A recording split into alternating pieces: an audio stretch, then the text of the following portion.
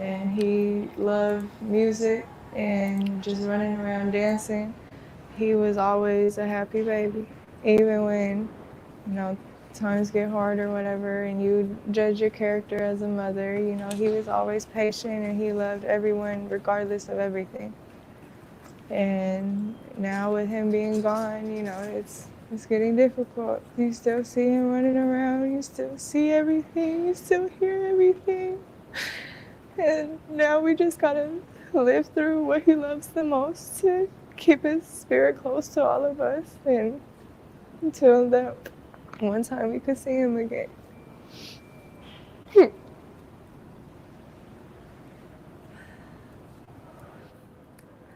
How come it was important for you to come to court today? Because this man betrayed me, he hurt me, he took my whole purpose of life away from me. And I don't want him to sit back and think that he's going to get this at all easy.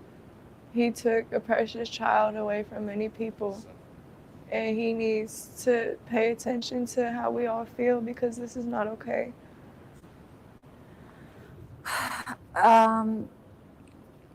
You know, you can choose not to answer certain things, right? So I just want to be clear. But, you know,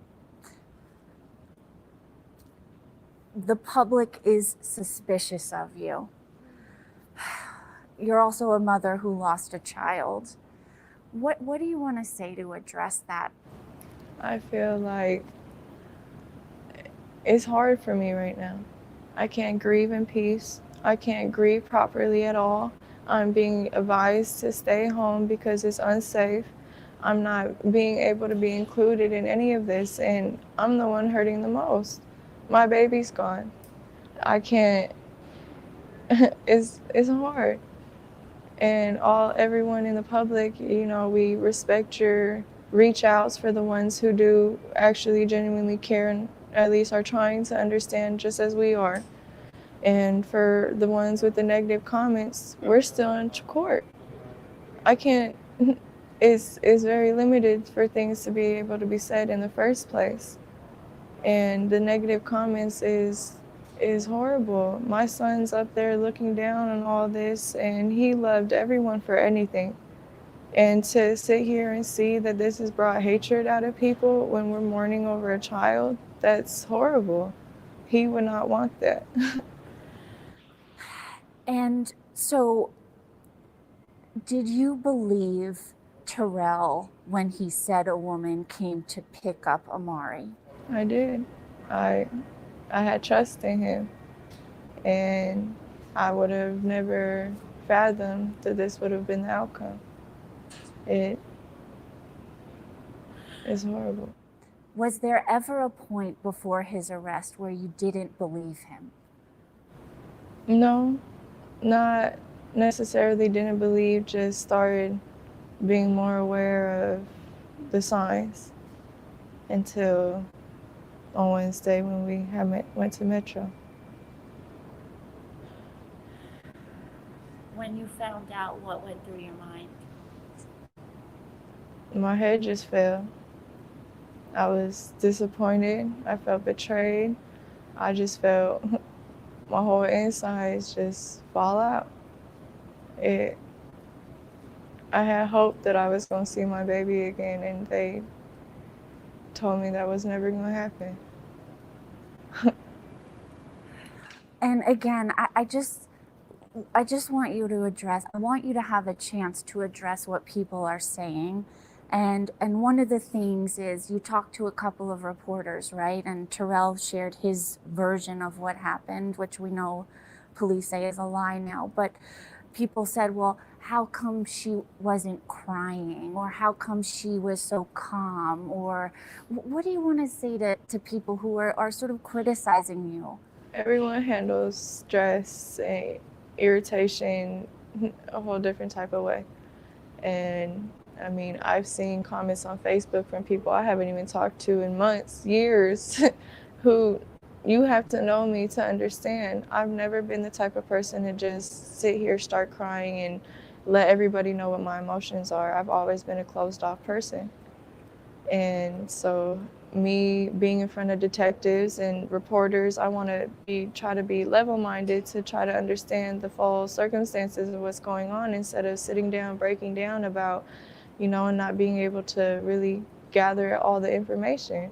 I've had my moments of breaking down every time I'm alone or I leave it. I'd be doing anything and just start crying. I'm just, I don't know, I try to just keep my head strong. I just have a couple more questions for you.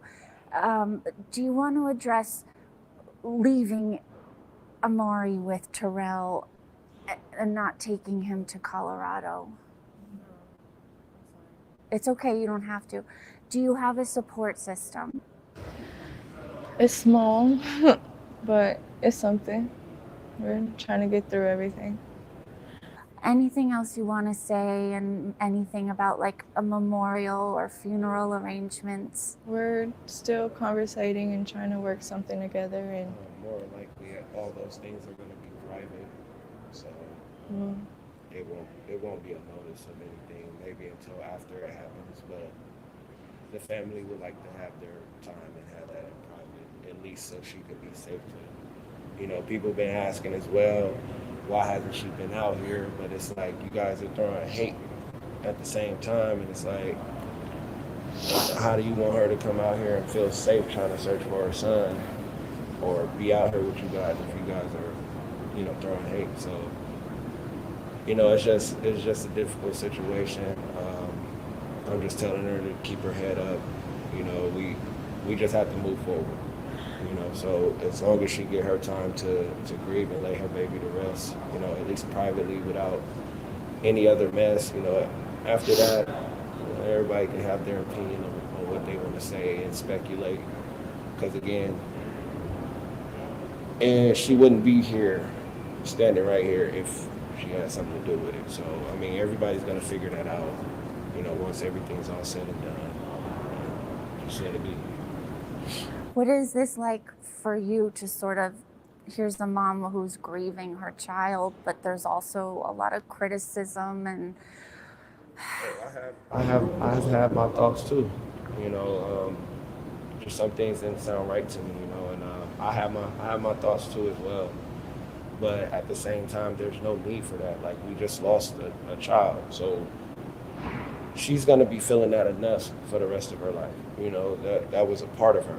So why would we, sit here and bash her for something she's gonna have to live with for the rest of her life? That's no point. There's no point. I don't care how angry you are. None of it's gonna bring the child back. Be mindful. Just be mature about it. If you got your opinion, you can keep it to yourself. But to sit there and say disrespectful things or whatever, if you really don't know, it's why are you speaking? Everybody can say what they're going to do in a scenario, in a situation, until that day comes. Like, nobody knows. Nobody knows what to do, how to react, how to respond. They can tell you all day. So that's just what I have to say about it. Just let her be able to grieve in peace. It's no need for more negativity on top of what's already negative and bad. So I just feel like people should, keep their speculations or their opinions to themselves. Other than that, I understand. Again, I was on that side too, but it's no sense in beating her down. There's no sense in, having that mindset when she needs support. She just lost her son. You know what I mean? So I'm not here for that. I'm not here. I just want justice for Amari, and that's it. What would justice mean? You don't want to ask my opinion on that. But justice means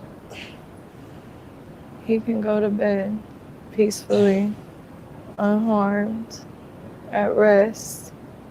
it still won't be peaceful for me. I'm just being honest. It won't be peaceful for me. Like, I'm not understanding. This is confusing to me for this to happen to a 2-year-old. I'm not accepting you sitting in a box. I'm sorry. If that's cleanly how I can put it, I'm not accepting you sitting in a box. A 2-year-old child, no human being at all. And for for whatever the situation was, I feel like you treated my child less than an animal. So I feel like you should be treated like one too. That's just my opinion. What's your name?